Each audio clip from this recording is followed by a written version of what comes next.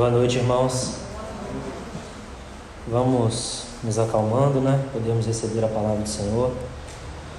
Vamos abrir juntos em Jó, capítulo 40. Com a graça do Senhor, prosseguir, né? De onde paramos no último momento. Jó, capítulo 40. Vamos ler dos versos 3 a 7.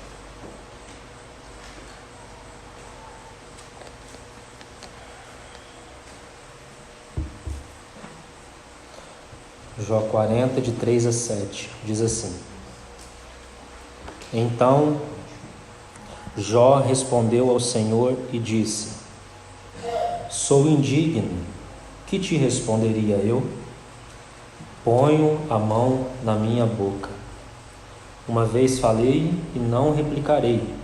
Aliás, 2 vezes, porém não prosseguirei as manifestações do poder de Deus. Então o Senhor, do meio de um redemoinho, respondeu a Jó: Cinge agora os lombos como homem, eu te perguntarei e tu me farás saber, e tu me responderás. Vamos orar. Pai, em tuas mãos entregamos este momento, Senhor, onde juntos iremos considerar tua palavra. Senhor, se assim podemos fazer, é graças ao ministério do Teu bendito Espírito. Que o Senhor possa abrir para nós nessa noite Tua palavra, nos ensinar com um ensino que somente o Senhor tem. Homem nenhum é capaz de ensinar como Tu. O máximo, Senhor, que o homem pode fazer é transmitir informações. Mas quando, Senhor, Teu Espírito vem e vivifica a Tua palavra, aí temos verdadeira vida, Senhor. Então nós pedimos ao Senhor que nos ajude nesse momento, confiamos em Tua promessa de nos ensinar, de nos exortar. Muito obrigado, Senhor. Obrigado por nos permitir, mais uma vez agradeço, muito obrigado por nos permitir considerar o livro de Jó juntos, Senhor. Tenho tanta clareza em meu espírito de que ter passado esse tempo em torno do livro de Jó nos ajudou tanto, Senhor. Aprendemos tanto, Senhor, tivemos luz a respeito de tantas coisas que ainda para nós eram coisas bem difíceis de se compreender, Senhor. Mas pela Tua graça, um caminho foi aberto para nós através desse livro. Então nós te agradecemos, Senhor, assim como também Teu falar em todos os outros momentos aqui. Senhor, temos agradecido a Ti e nunca será demais. Obrigado, Senhor, porque temos tido verdadeiros céus abertos. O Senhor tem falado profundamente aos nossos corações. E se de alguma forma não tem havido avanço em nossas vidas, trata-se mais da nossa recepção do que da Tua palavra, Senhor. Porque Tua palavra ela é sempre perfeita, sempre operante, sempre maravilhosa, Senhor. Então que nessa noite possa haver o acolhimento necessário para a Tua palavra e que ela possa operar profundamente no mais íntimo do nosso ser. Nós nos confiamos a Ti e agradecemos por cada vida que aqui se encontra. Em nome de Jesus, amém. Então, irmãos, nós temos caminhado para o fechamento desse livro de Jó, né? Já há algum tempo temos considerado esse livro. No início, assim, entramos meio que como um complemento de uma determinada ministração, e o Senhor estendeu isso até hoje, né? E eu não abro mão de forma alguma que foi direção do Senhor para nós.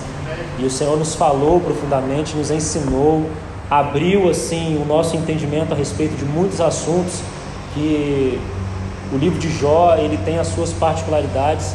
Então ter passado esse tempo considerando com os irmãos, para mim foi um motivo de muita satisfação do Senhor, e também satisfação nossa corporativa, pelo Senhor ter nos aberto, ter nos dado luz a respeito desse livro. Então que nós possamos agarrar tudo que já ouvimos até hoje, tudo que temos ouvido a cada encontro aqui, né? Para que de fato o Senhor possa trabalhar as nossas vidas. Então, irmãos, nós estamos nos discursos de Deus. Vou citar bem rapidamente, porque hoje eu tenho um desejo de prosseguir com algo bem específico que o Senhor colocou no meu coração. Então eu não vou gastar tempo reprisando muito, vou só citar as divisões até agora, e nós já iremos seguir já de onde nós paramos. Então, A divisão a partir do capítulo 40, nós sabemos que o Senhor deu um primeiro movimento, agora ele iniciou um segundo movimento, porque ele obteve uma resposta em Jó, ele inicia então um segundo movimento com Jó. Jó colocou a mão na boca e o Senhor pôde prosseguir com ele. Então, dos versículos 6 a 9, essas divisões os irmãos já têm anotado, apenas para que nós possamos nos localizar para prosseguir. Do capítulo 40, versículos 6 a 9, nós vimos que Jó, ele condenava a Deus para se justificar. As nossas justificativas diante de Deus é a mesma coisa que dizer que Deus está agindo de maneira ímpia conosco. Então veja que, espiritualmente falando, é muito sério levantarmos justificativas diante do trabalhar do Senhor. Essa foi a primeira divisão. A segunda divisão, ainda no capítulo 40, vai dos versos 10 a 14. E nós vimos então um princípio que somente Deus pode abater o soberbo. E nós procuramos aplicar isso. Irmãos, nós vimos tantos detalhes a respeito disso, práticos no que toca a nossa vida de igreja, que se nós pudermos considerar o que já foi falado, infelizmente não vou poder voltar agora, mas se os irmãos retornarem aí nas anotações e orarem, e irem aos pés do Senhor, em muita coisa nós seremos ajudados, eu tenho certeza disso, irmãos, certeza disso. Então, que os irmãos possam retornar, só Deus pode abater o soberbo. Quando nós compreendemos isso, muito do fardo, muito do peso, muito do esforço meramente natural se esvai, irmãos.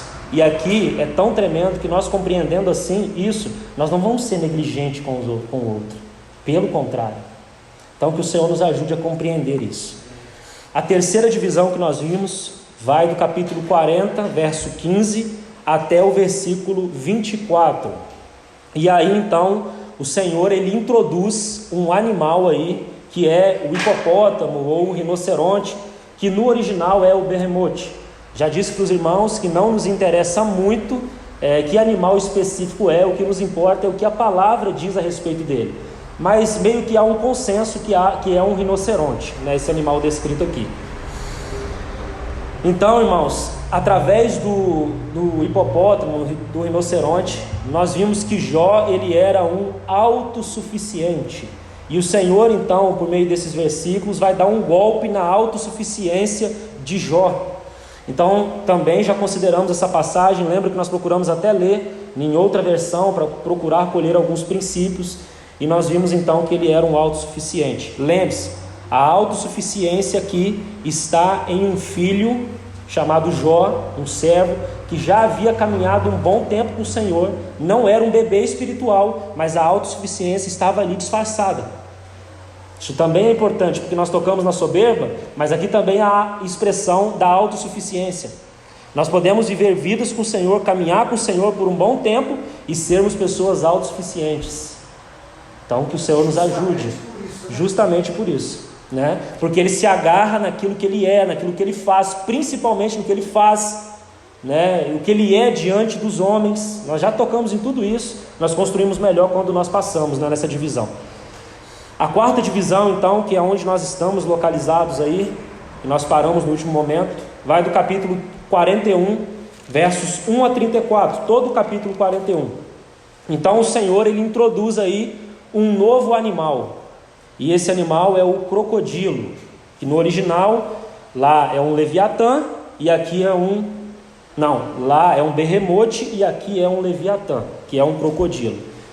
E então, irmãos, o crocodilo é uma figura clara, por meio do texto que nós temos considerado diante do Senhor, da soberba espiritual. Então, nós vamos considerar algo, já vimos muitas coisas. Lembra que nós lemos um texto de um puritano que resume a ideia desse capítulo 41, colocamos alguns comentários de alguns versos, temos já caminhado, não poderemos agora retornar a esses versos. Mas então, irmãos, nós paramos no versículo 11, um lugar muito apropriado para se parar, Claro que isso foi graças à providência do Senhor, que não havia programado isso, mas o Senhor termina no versículo 11 ali, mostrando para Jó. Nós estamos então no capítulo 41, versículo 11. O Senhor termina com esse verso, mostrando para Jó que ele não estava tratando com ele com base na colheita na semeadura e colheita, no princípio da retribuição. O Senhor está mostrando definitivamente que Ele não estava tratando ali. Ele estava tratando com o filho no princípio da plena filiação, ou de conduzir esse filho à maturidade espiritual. Esse é o entendimento do livro de Jó. O entendimento do livro de Jó caminha por esse princípio da plena filiação. Então nós paramos aí no versículo 11. Nós já lemos toda essa passagem do capítulo 41, então não vou reler ele todo, já vou ir direto já considerando algumas coisas, tudo bem? Os irmãos já têm as anotações aí até o versículo 11. Agora eu gostaria então já de iniciar no versículo 13. Olha comigo, irmãos. Vamos continuar dentro dessa divisão que nós colocamos como soberba, tá? Não percam isso. Versículo 13 diz assim: quem lhe abrirá as vestes do seu dorso, ou lhe penetrará a couraça dobrada?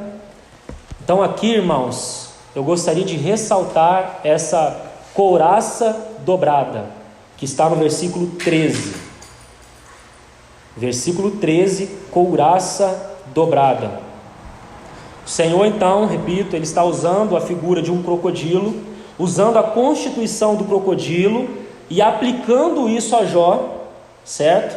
Por meio da constituição dele, princípios espirituais podem ser vistos nos tratos de Deus com Jó, né? Então, será que há algo no Novo Testamento que nós poderíamos aplicar como sendo essa couraça dobrada no que diz respeito às nossas vidas com o Senhor? Será que há alguma sugestão do Novo Testamento que nós poderíamos colocar aí para considerar melhor o que seria essa couraça dobrada, essa dupla camada, né? Uma camada externa, preste atenção nisso que isso já é importante, uma camada externa que é visível aos olhos, é aquilo que nós podemos ver, certo? Por baixo dela há uma camada escondida. Por favor, preste atenção nesse detalhe. Assim é na constituição do crocodilo, e nós vamos aplicar isso à nossa vida. Então, uma couraça externa, que é aquilo que os olhos podem ver. Por baixo dessa couraça há uma outra couraça que os olhos não podem ver, certo? Então, será que há no Novo Testamento alguma sugestão do que poderia ser essa couraça dobrada? Então eu vou colocar então da seguinte forma: a primeira couraça, então, aquela externa, se os irmãos quiserem fazer o registro, refere-se às paixões e prazeres da carne.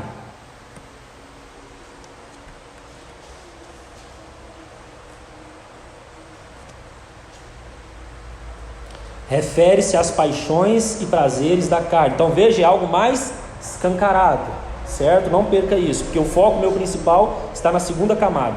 Então, vamos a 2 versos do Novo Testamento. O primeiro, Romanos capítulo 7, versículo 5.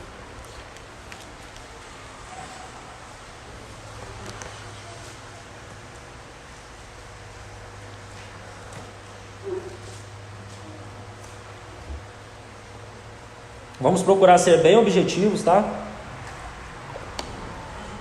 Com relação a essa primeira camada. Nós sabemos que desde do capítulo 5 de Romanos há uma linha sendo construída. No capítulo 5 o tema é em Adão. No capítulo 6 em Cristo. No capítulo 7, que é onde nós vamos ler, depois os irmãos podem reouvir o áudio e anotar isso. No capítulo 7 nós temos na carne, e no capítulo 8 nós temos no Espírito. Então é uma divisão que nos ajuda a localizar. E o capítulo 7 o tema é na carne. Então nós vamos ler o versículo 5. Diz assim: porque quando vivíamos segundo a carne, as paixões pecaminosas postas em realce pela lei operavam em nossos membros, a fim de frutificarem para a morte. Ainda Tiago, capítulo 4,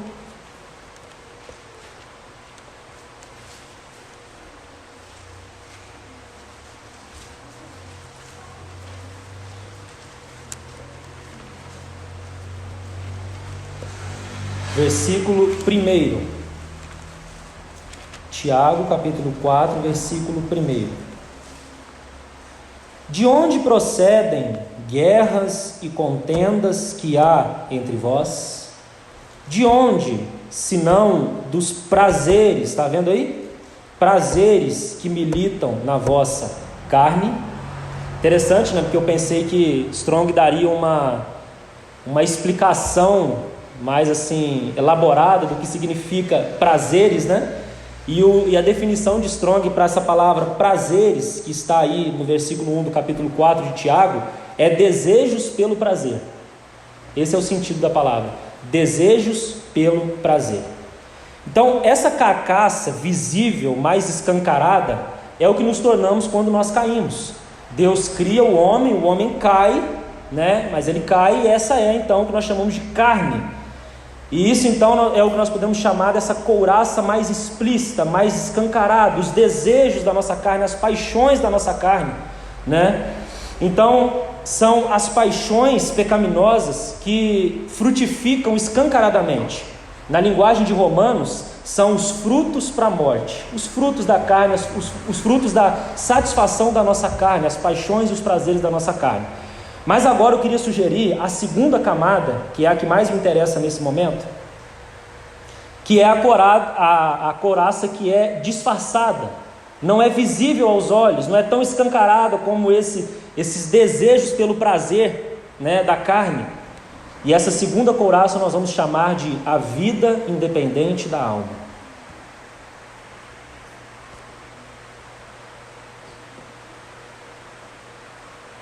A vida independente da alma. Então essa é uma segunda couraça mais disfarçada, que não é visível aos olhos, mas está aí. Pode estar aqui, pode estar com cada um de nós. A vida independente da alma. Os homens olham para nós, não conseguem ver, mas o Senhor consegue penetrar essa vida independente da alma. Então vamos a um texto também, que se encontra em 2 Coríntios, capítulo 5.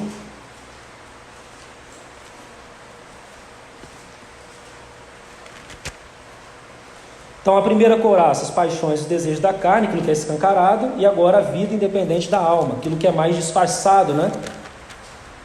Que penso que reflete mais no que diz respeito a Jó, essa segunda couraça.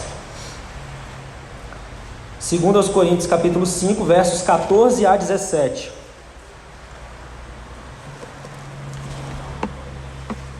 Diz assim: pois o amor de Cristo nos constrange, julgando nós isto: um morreu por todos, logo todos morreram. E ele morreu por todos para que, preste atenção, os que vivem não vivam mais para si mesmos. Está vendo o toque aí na vida independente? Não viver mais para si mesmos, mas para aquele que por eles morreu e ressuscitou. Assim que nós, daqui por diante, a ninguém conhecemos segundo a carne. E se antes conhecemos segundo a carne, já agora não o conhecemos deste modo. E assim, se alguém está em Cristo, é nova criatura. As coisas antigas já passaram, eis que se fizeram novas. Então, irmãos, sem penetrar essa primeira camada mais escancarada, o Senhor não pode atingir essa segunda camada, que é a vida independente da alma. Nós podemos até ter algum trato nas questões externas, que são justamente essas paixões e prazeres, desejos da nossa carne, mas Deus precisa, irmãos, por sua graça, ir mais a fundo e tratar com a nossa vida independente da alma. E essa é justamente aquela camada mais disfarçada. Nós podemos até mesmo andar com o Senhor por longos anos e continuar sendo pessoas independentes. Pondere sobre isso. Jó não era alguém novo na fé. Nós também não somos novos na fé. Já temos um tempo com o Senhor. Quando nós lemos a carta aos Hebreus, nós vemos que aqueles cristãos hebreus tinham de 8 a 10 anos de vida com o Senhor. E eram considerados uma assembleia madura. Por isso eles eram chamados a todo tempo a avançar. Nós também, somente aqui, porque a nossa história com o Senhor começou antes, somente aqui nós já temos mais de 8 anos juntos aqui. Então, do ponto de vista de Deus, o Senhor já nos considera uma assembleia madura. Então, irmãos, nós podemos, e é um grande perigo, viver uma vida chamada vida cristã de maneira independente. Independente do Senhor. O Senhor não tem liberdade para tocar em algumas áreas da nossa vida. Nós tomamos decisões por nós mesmos, nós agimos independentemente, nós fazemos o que queremos. O Senhor só está ali para eu consultar quando eu quero, quando Ele não me dá a resposta que eu quero, para mim não serve. Essas manifestações de uma vida independente. Mas também, e aqui há a segunda aplicação para uma vida independente, nós também podemos viver uma vida independente do corpo. Isso também é algo muito sério na palavra de Deus.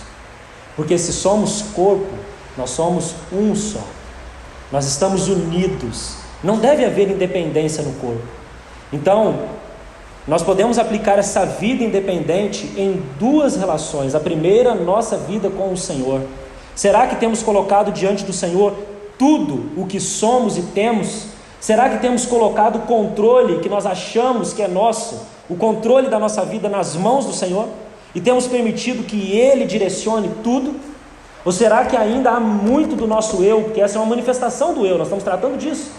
Uma das manifestações do eu é a vida independente da alma. Será ainda que muito da nossa vida ainda está no nosso controle? Então, irmãos, cada um de nós precisa ir aos pés do Senhor e responder a Ele, né? Sei que nós de praxe, mas será que essa segunda característica, independência do corpo, não é reflexo da primeira? É uma sincera pergunta. Hoje meditava sobre a ordem, né? Então passa por isso, porque se há essa primeira independência, isso também se refletirá na vida do corpo, né? Porque a gente usa muito assim, Deus conhece o meu coração, eu tenho minha vida com Deus, e por isso eu consigo viver sozinho. Isso me parece que entra um pouco em choque, né? Que você está falando, né? Sim, com certeza. Então assim, também precisamos ponderar, porque se de fato, e isso me vem agora, se de fato temos ouvido falar do Espírito a nós, Ele sempre falará da igreja, Ele sempre nos unirá a uma vida de corpo, e não nos separará dela, compreende? O Senhor nunca nos isolará da vida do corpo, o Senhor sempre irá apontar para uma vida corporativa, para uma vida que caminha junto com outros irmãos. Então penso que isso seja reflexo. Então será que de fato temos ouvido o Senhor, temos ouvido falar do Espírito na nossa consciência? Então essa é uma boa pergunta, né? Uma boa intervenção também. Então, o que é uma vida independente? Nós vamos tentar esmiuçar isso de uma maneira mais simples ainda para nós. São pessoas, até mesmo nós, que já cremos no Senhor, somos dele, estamos em Cristo, mas vivemos vidas para nós mesmos. Compreende? Uma vida independente é uma vida que vive para si mesmo. Simples assim. É como, podemos dizer, é amar a vida pela vida. Viver uma vida em prol dos meus prazeres, das minhas realizações, né? Amar a vida pela vida, e aqui eu gostaria de introduzir uma palavra, é viver uma vida sem propósito. Compreende? Amar a vida pela vida, viver a vida para si mesmo é viver uma vida sem propósito. É viver como se não houvesse algo com o que Deus está envolvido e com o qual Ele também nos chamou a nos envolvermos. O que a palavra chama de vocação celestial. Compreende?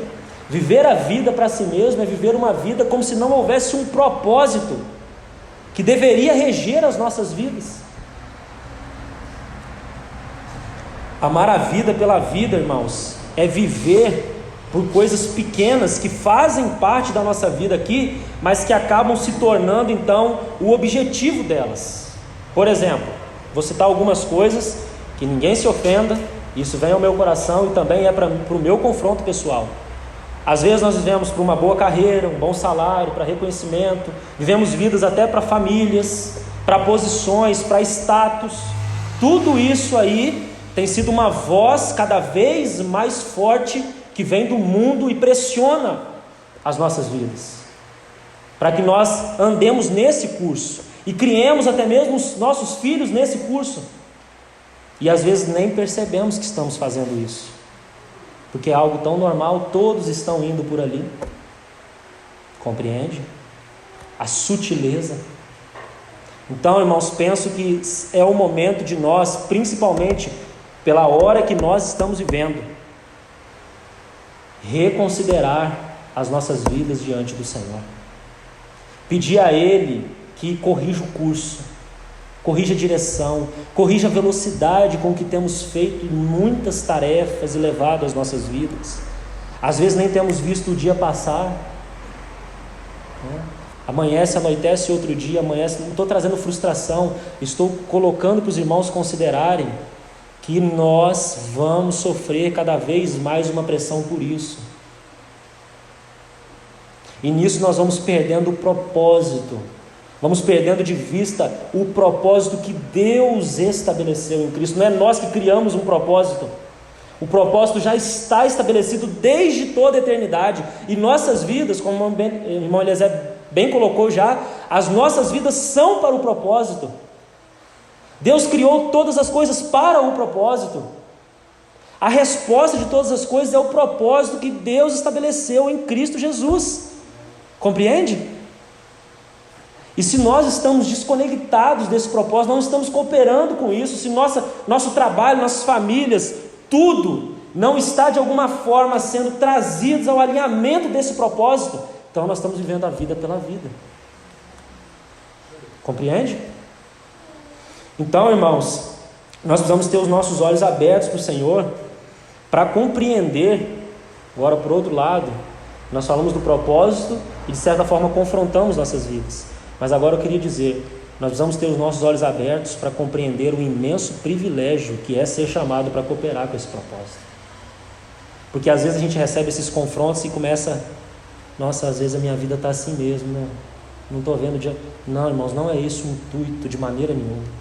Não é jogar fardo, pelo contrário, é tirar o fardo, é livrar as nossas vidas do peso que cada vez mais será jogado sobre os nossos ombros, da pressão, da aflição, da angústia, das ansiedades, das preocupações desse mundo.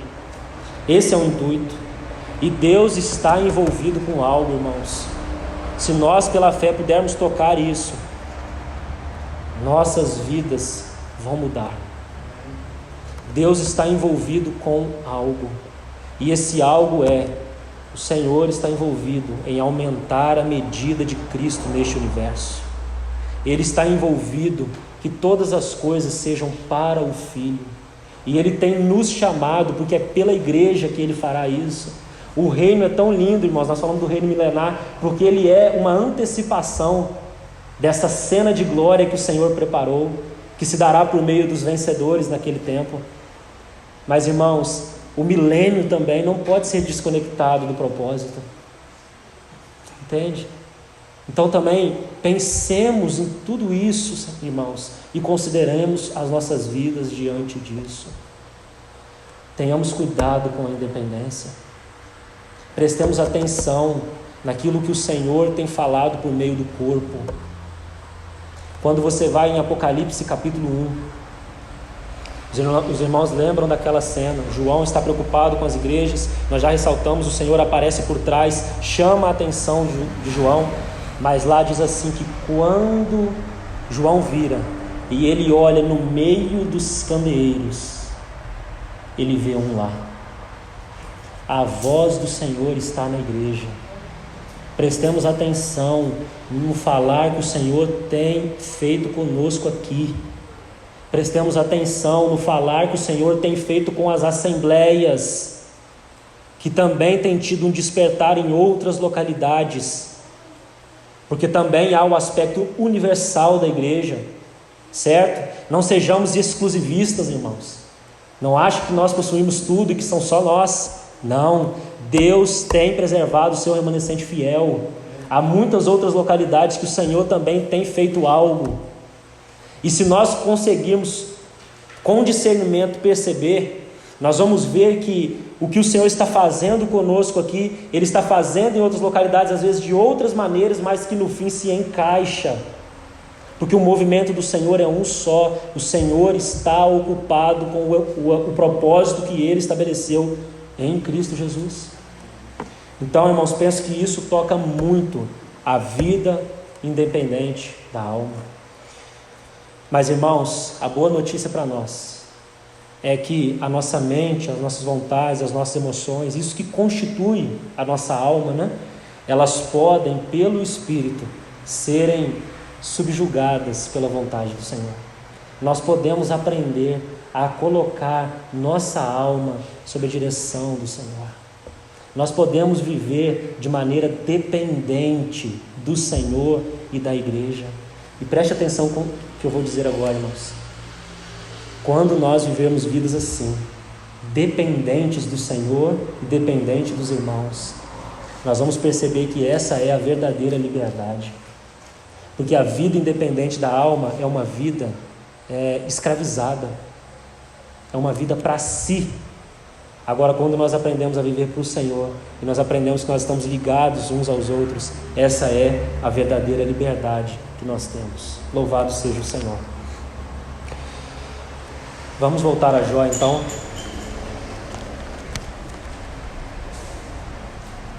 Quando digo dependência, o Espírito me traz, não é carência, tá? Não é uma dependência no sentido de que se eu não tiver...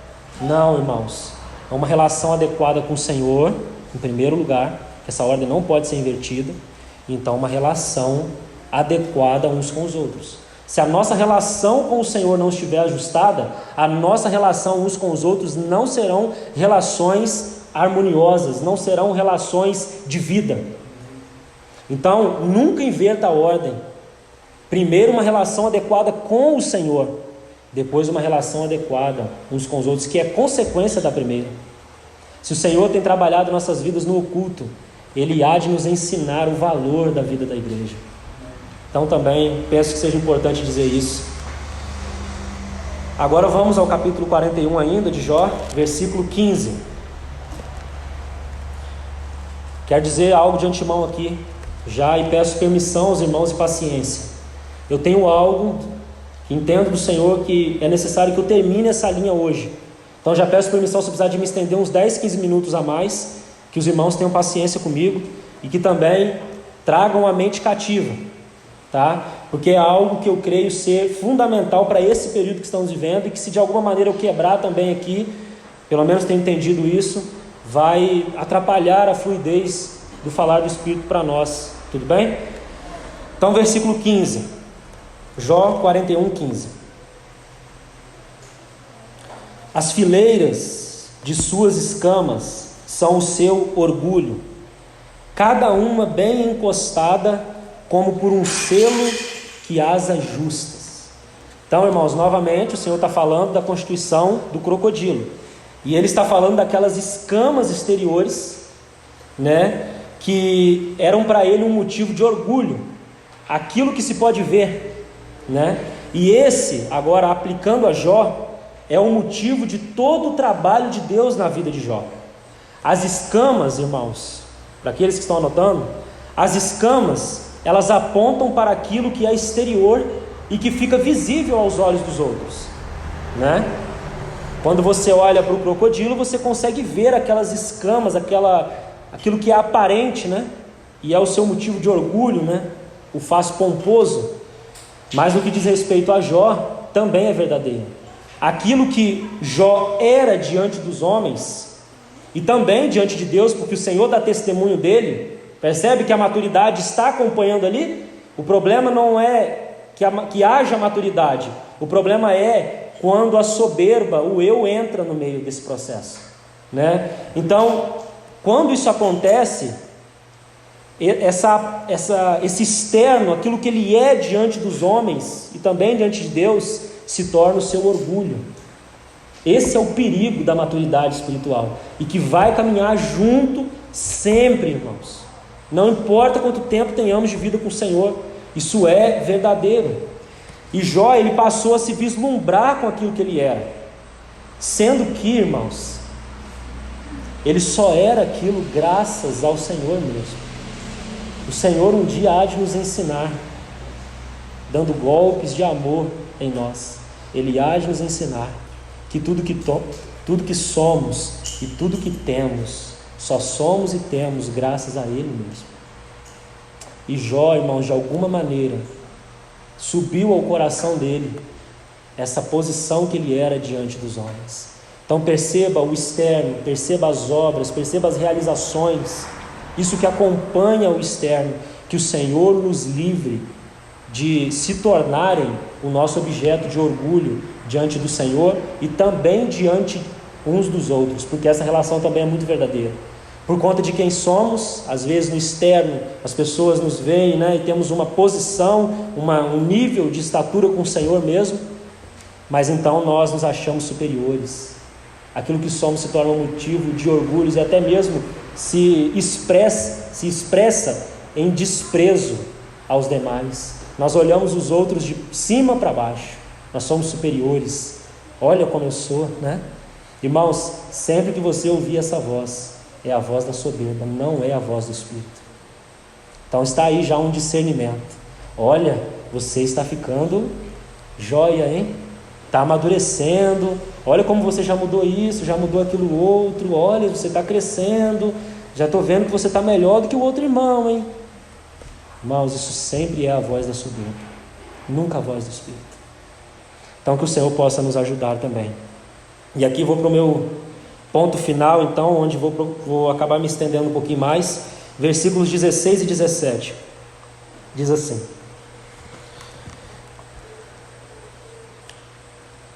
a tal ponto, falando dessas escamas, que são bem encostadas, a tal ponto uma se chega à outra, olha essa linguagem, irmãos, que entre elas não entra nem o ar. Umas às outras se ligam, aderem entre si e não se podem separar. Que linguagem, irmãos, que o Senhor usa aqui. Olha essas duas expressões: não entra nem o ar, não se pode separar. Irmãos, esse era Jó. Quem ousava entrar ali, diante de quem ele era? Quem ousava entrar ali nessa pessoa? Seu testemunho impecável. Ele era grande, tinha uma alta posição. A palavra vai dizer que ele era o maior de todos os do Oriente. Ele era um homem íntegro, reto, temente a Deus, desviava do mal. Quem que vai entrar, irmãos, em escamas tão bem ajustadas? A Bíblia diz que nem o ar entrava, usando a figura do crocodilo, aplicando a Jó. Mas, irmãos, vamos aplicar a nós também. O que pode penetrar essas escamas ajustadas, que segundo a palavra nem mesmo o ar pode penetrar? Quem pode então separar essas escamas? Só uma coisa: a palavra de Deus. Somente a palavra de Deus pode penetrar as nossas escamas exteriores, aquilo que somos exteriormente, Mas a palavra ela pode. O ar não pode, a palavra pode. Então, irmãos, eu gostaria de considerar com os irmãos um texto muito conhecido, e aí eu vou me deter, considerando com calma, Hebreus capítulo 4.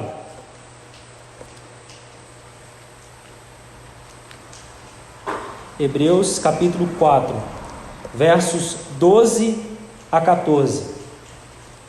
Talvez alguns irmãos aqui possam recitá-lo de cor, que é um texto muito conhecido, mas eu gostaria que nós agora adotássemos uma posição de contemplação mesmo. Nós vamos procurar ler o texto todo primeiro, e depois vamos como que separar as expressões e ir considerando aos poucos. Vamos fazer uma leitura corrida primeiro. Hebreus 4, 12.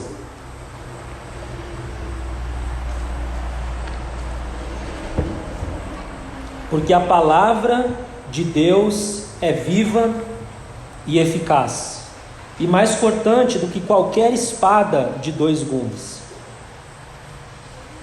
e penetra até o ponto de dividir alma e espírito, juntas e medulas, e é apta para discernir os pensamentos e propósitos do coração. E não há criatura que não seja manifesta na sua presença. Pelo contrário, todas as coisas estão descobertas e patentes aos olhos daquele a quem temos de prestar contas.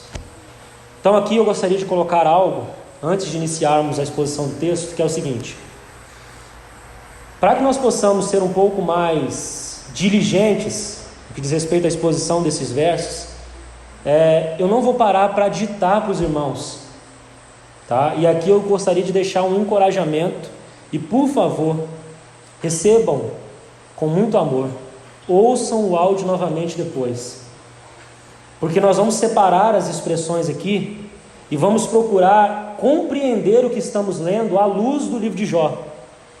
E o Senhor depositou no meu coração vermos isso de uma maneira mais detalhada.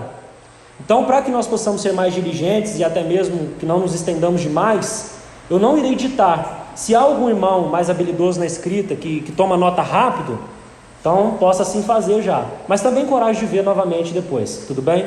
Por que nós vamos abordar esse texto com mais... vamos abordar ele mais detidamente? Primeiro porque a única coisa que pode verdadeiramente transformar as nossas vidas é a palavra de Deus. Isso é claro para nós. A única coisa que pode de fato penetrar, transformar as nossas vidas é a palavra de Deus. Tenho isso muito claro no meu coração. E também, irmãos, temos isso muito claro nos nossos corações. E também, irmãos, a importância desse momento específico do livro de Jó, do capítulo 41, que nós vamos entrar no capítulo 42 com a ajuda do Senhor, e nós vamos fazer o fechamento do livro. E eu gostaria de enfatizar nessa hora a importância da palavra de Deus. É a palavra de Deus que nos conduz à maturidade espiritual. É a palavra de Deus que trabalha as nossas vidas. É a palavra de Deus que quebranta-nos. É a palavra de Deus que leva à morte o que precisa ser levado à morte. Somente ela. Então eu gostaria de reafirmar isso novamente diante dos irmãos. Por favor, ouçam depois detidamente, considere aos pés do Senhor o que for dito. Tenho certeza que vai ajudar muito todos que aqui se encontram e também aqueles que depois decidirem ouvir o áudio. Então vamos separar a primeira expressão desses versos. Porque a palavra de Deus é viva e eficaz. Que expressão já maravilhosa, né? Vou apenas colocar, antes de explicar algo a respeito dessa expressão, o significado da palavra aí, tá vendo? Palavra que aparece no versículo 12. Às vezes a gente lendo pode já conceber em nossas mentes que essa palavra aí seria rema, a palavra vivificada pelo Espírito, né? Mas a palavra usada pelo Espírito Santo aí é logos, não é rema.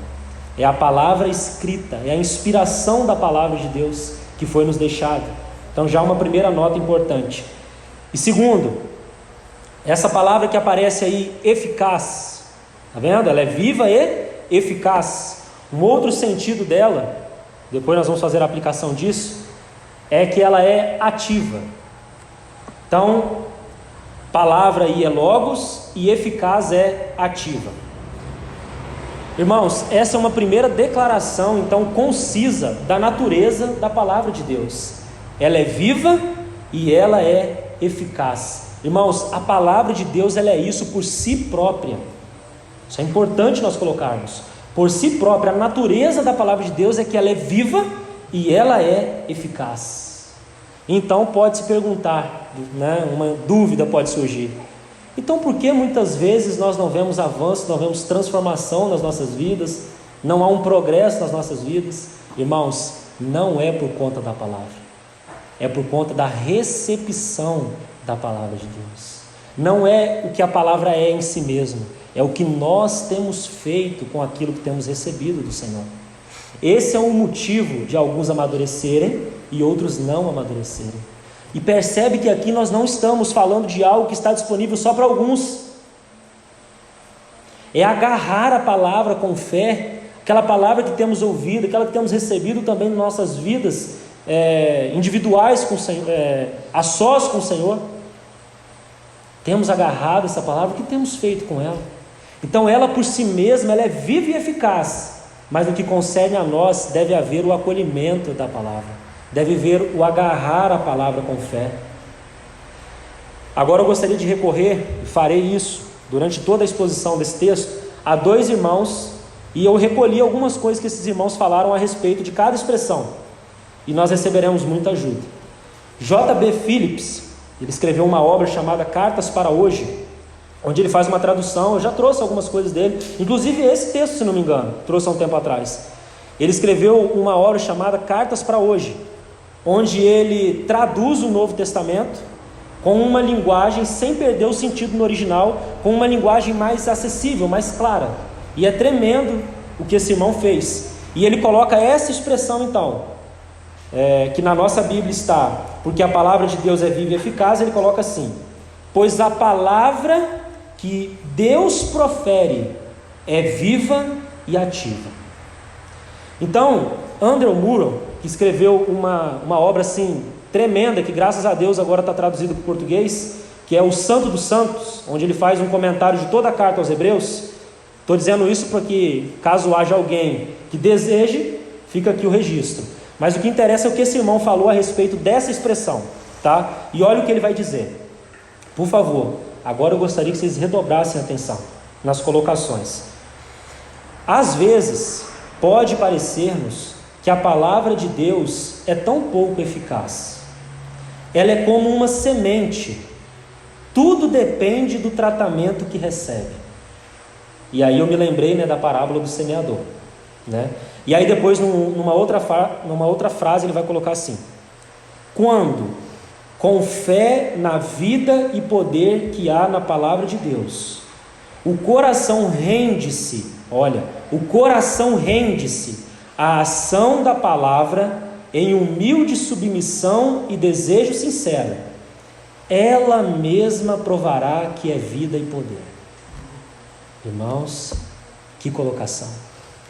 A palavra por si própria, ela é viva e eficaz. Se ela encontrar corações rendidos, ela vai provar que ela é. Graças a Deus, irmãos. Vamos à próxima expressão. Nós vamos seguindo o verso, tá? Verso 12 ainda. E mais cortante do que qualquer espada de 2 gumes, e penetra. Sublinha essa palavra penetra, sabe por quê? Lá está dizendo que não penetra nem o ar. Lembra? Vai aparecer essa palavra lá em Jó. Mas aqui está dizendo que a palavra penetra até ao ponto de dividir alma e espírito, juntas e medulas. Então, o que pode penetrar, o que nem mesmo o ar pode? A palavra de Deus. Então, J.B. Phillips, ele vai traduzir assim esse verso. Tem um corte, ele diz assim, tem um corte mais afiado do que uma espada de 2 gumes. Penetra até o ponto onde a alma e o espírito se unem. E olha como ele termina. Até os recônditos mais íntimos do nosso ser. Que lindo, né, irmãos? A palavra de Deus, ela não só fura aquela casca exterior, ela vai e penetra até o recôndito, até o mais íntimo do nosso ser. Que trabalho faz a palavra de Deus, né? Ela não apenas trata com aquilo que é externo, ela trata com aquilo que está escondido e os homens não veem. Ela trata as impurezas do nosso coração. Graças a Deus pela palavra, irmãos. Então, Andrew Murrow, ele vai escrever assim a respeito dessa expressão, 2 frases que eu separei então na minha meditação. Ele vai dizer assim, preste atenção: a primeira ação da palavra de Deus é ferir, cortar e separar. Então você ouvindo isso, você fala, nossa, mas a palavra de Deus é terrível, né? Ela vai cortar, ela vai me ferir, ela vai separar. Mas então ele complementa depois. Preste atenção nas palavras que esse irmão colocou. Como o bisturi do cirurgião, que procura curar, a palavra de Deus penetra até o ponto de dividir juntas e medulas onde é necessário. Penetra todas as partes, não há uma sequer do ser interior que não alcance. Então agora eu vou unir aqui. A palavra primeiro ela fere, ela corta e ela separa, mas ela faz isso para poder curar. Posso ouvir um agarrar em fé de sua parte, irmãos? O Senhor nunca fere, Ele nunca corta para ver a dor dos seus filhos. Ele fere, Ele corta, Ele separa para curar. está escondido, ele precisa abrir, precisa ir lá tratar no íntimo, mas ele vai tratar. Quem está segurando o bisturi nunca erra, irmãos. A palavra de Deus faz esse trabalho. Somente a palavra de Deus poderia tratar como alguém chamado Jó. Somente ela pode tratar nossas vidas, irmãos. Não há outro atalho, não há outro método, não há novidades, não há nada que pode transformar nossas vidas senão a palavra de Deus. Nós vamos ficar aqui 10, 20, 30, 40 anos, 50 anos se o Senhor não retornar, e nós vamos continuar ouvindo as mesmas coisas. Acolha a palavra, receba a palavra, misture a palavra com fé, vá, tenha um tempo com o Senhor, entregue-se a Ele, vida de solitude com Deus, que nós já temos falado também, a sós com Ele. Solitude é se colocar a sós com o Senhor.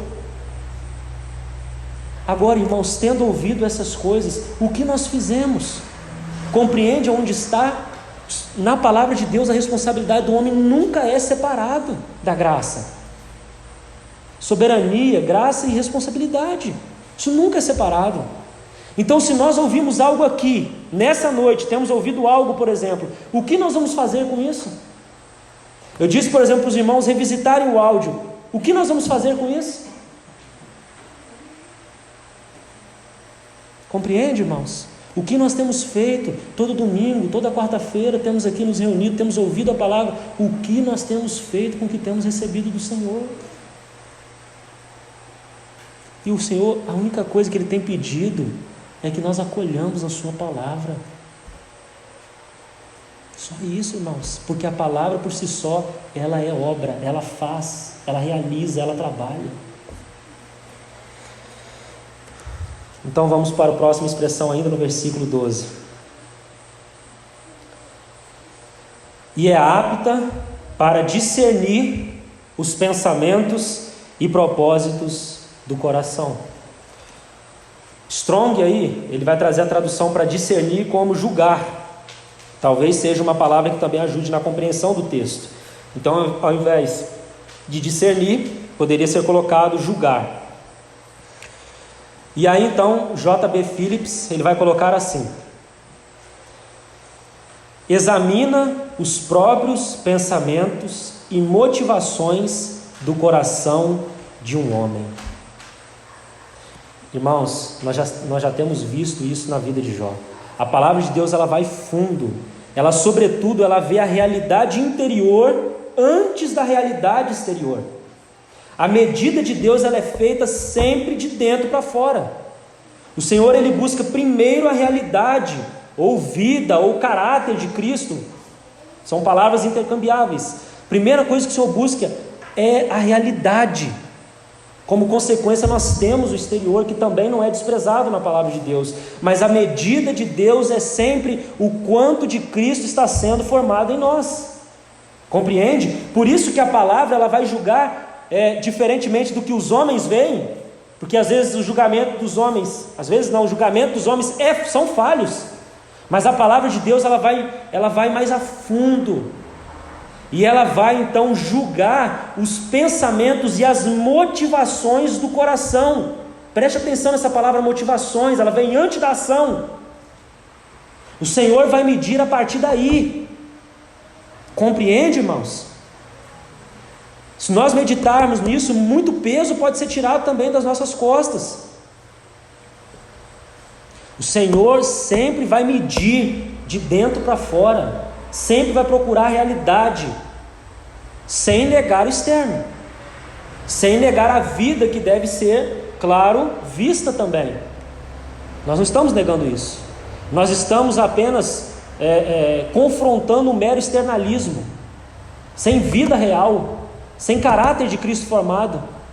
Mas percebe, irmãos, vamos voltar para o texto, o exame da palavra começa sobretudo lá nos recônditos, examinando os pensamentos e as motivações do coração. E aqui eu gostaria de deixar uma nota especial para os irmãos que gostam de estudar. Eu acho que vai ser um maravilhoso exercício. Apenas depois pega o resumo, deixa eu construir o quadro aqui. Quando nós lemos então a carta aos Hebreus, do capítulo 3 então em diante, nós vamos ver as ocorrências da palavra coração. Essa palavra coração, ela vai aparecer algumas vezes na carta aos Hebreus. E antes do capítulo 4, verso 12, isso aqui é muito importante que eu vou colocar o princípio depois. Antes do capítulo 4, versículo 12, que é onde nós estamos agora, que vai falar da palavra de Deus, todas as ocorrências da palavra coração está no negativo. Vai falar então de um endurecimento de coração, está no capítulo 3, lembra? Falamos desse texto recentemente. Vai falar do endurecimento de coração, vai falar do perverso coração de incredulidade e vai falar de um coração enganoso. Então, antes do capítulo 4, verso 12, as ocorrências da palavra coração, e eu vou citar para os irmãos onde ela aparece, todas as ocorrências da carta. Antes então do capítulo 4, verso 12, as ocorrências estão no negativo. Agora, a partir daqui, a partir da ação da palavra no capítulo 4, verso 12, todas as vezes que a palavra coração aparece na carta aos Hebreus, não está mais no negativo, está no positivo. Todas as ocorrências estarão no positivo. Há como que uma transição de coração, uma mudança de coração após a palavra de Deus. Como que nós vamos aplicar aqui? Eu gostaria de extrair um princípio aqui antes de prosseguirmos. Qual o princípio? Quando nos rendemos à palavra de Deus, há uma verdadeira mudança de coração. Para aqueles que desejam anotar, isso eu gostaria que vocês anotassem. Quando nos rendemos à palavra de Deus, há uma mudança verdadeira de coração.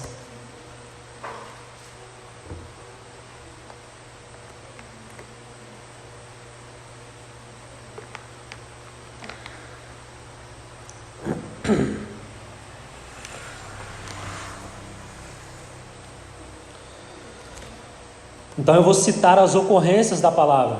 Todos conseguiram anotar? Eu vou citar as ocorrências da palavra coração na carta aos Hebreus. Capítulo 3, versículo 8.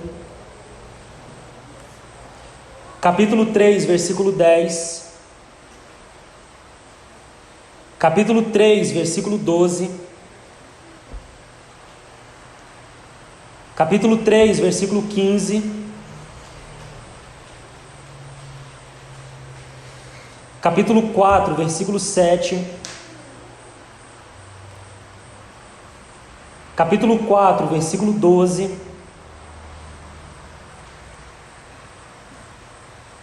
Capítulo 8, versículo 10. Capítulo 10, versículo 16. Capítulo 10, versículo 22.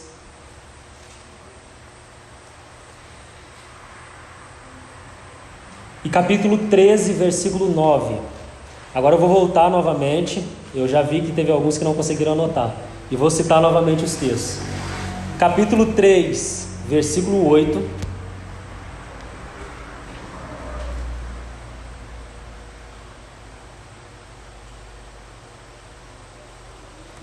Capítulo 3, versículo 10.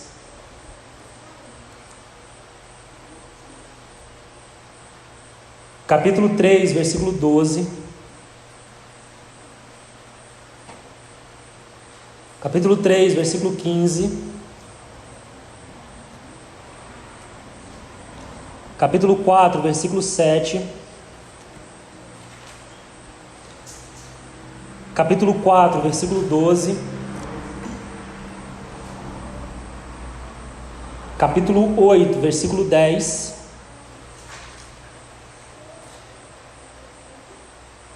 Capítulo 10, versículo 16.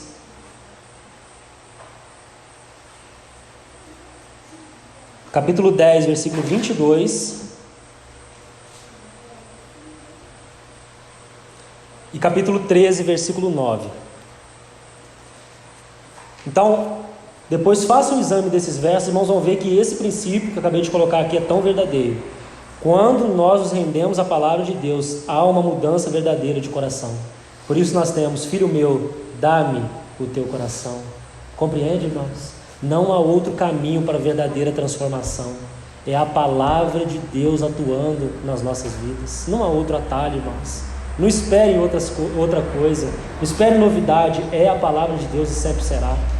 Então, Vou repetir a expressão que nós estamos considerando. E é apta para discernir os pensamentos e propósitos do coração. Então, Andrew Moore vai colocar assim: o coração que tão somente se render para ser perscrutado pela palavra de Deus, para permitir que seus pensamentos secretos e intenções sejam discernidos e julgados pela palavra, esse coração, preste atenção, será libertado de seus enganos e incredulidade, e será vivificado e purificado, e será transformado em tábuas vivas, onde a palavra é escrita pelo próprio Deus. E ele termina dizendo assim: se soubéssemos quão necessário e quão abençoado é render nosso coração ao julgamento da palavra. Tremendo também, não é, irmãos? Em suma, o que a palavra requer de nós para fazer o que tem que fazer? Rendição. É justamente o que nós estamos vendo em Jó. Está vendo que o irmão usou de novo a palavra render? Rendição, irmãos. A palavra vai fazer rendição.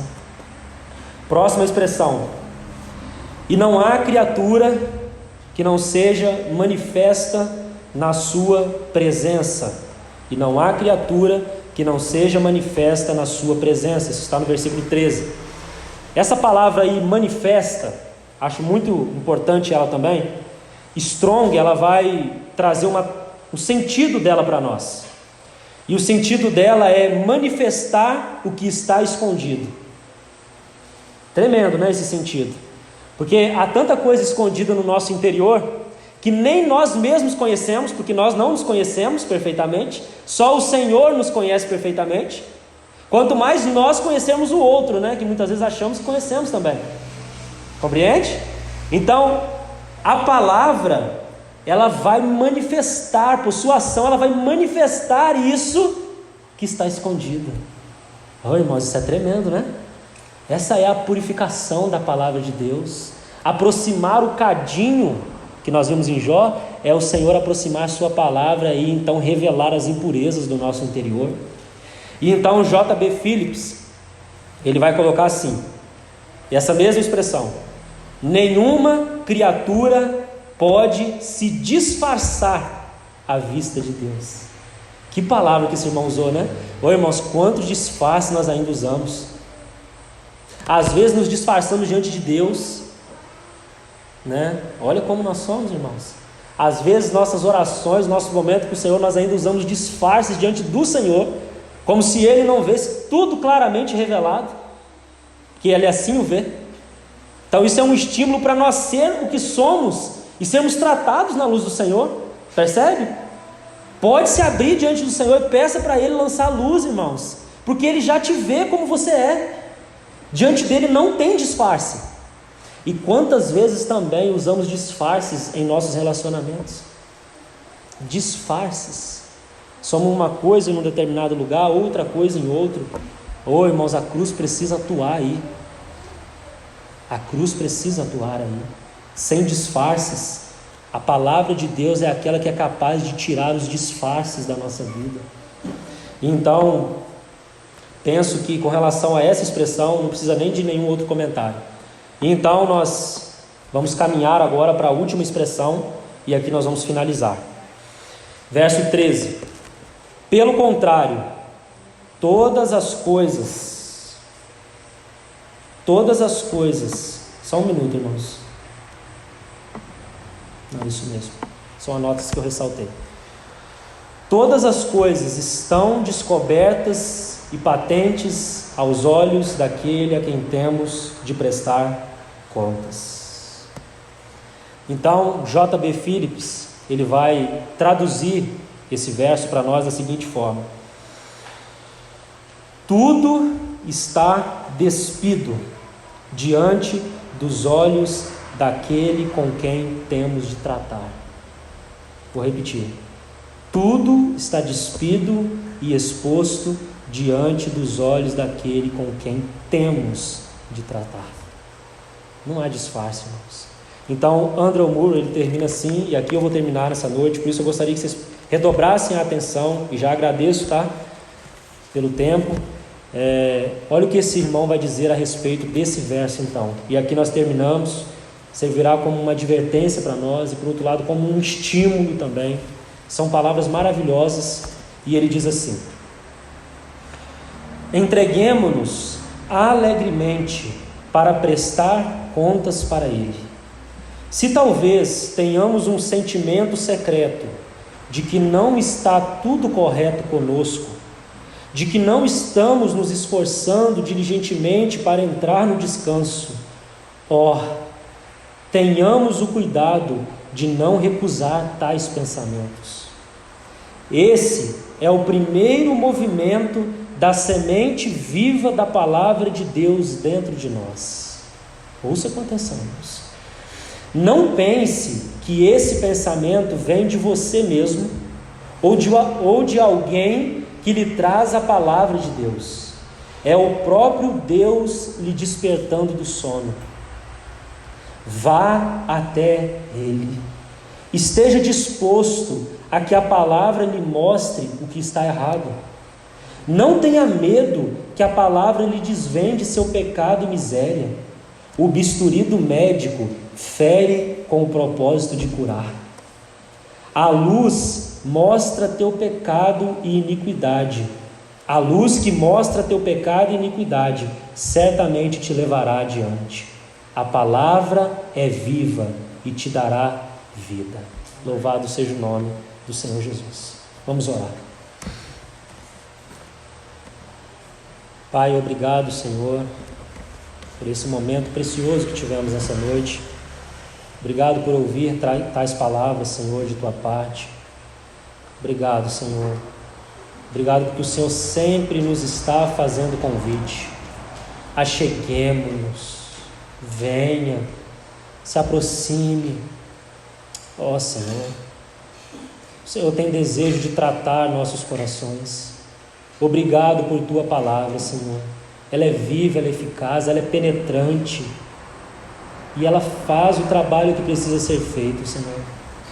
Traz para os nossos corações, Senhor, a partir dessa noite, um profundo senso de que nós precisamos nos render diante de Tua palavra. Se nós tivermos um coração que recebe Tua palavra, o Senhor fará o restante. Obrigado, Senhor. Obrigado por Tua palavra, Senhor. Obrigado pela vida dos meus irmãos, Senhor. Tome essas poucas palavras, foram faladas em limitações, Senhor, e amplie isso ao entendimento de cada um, Senhor. Fale profundamente a cada irmão. Em nome de Jesus. Amém, Senhor.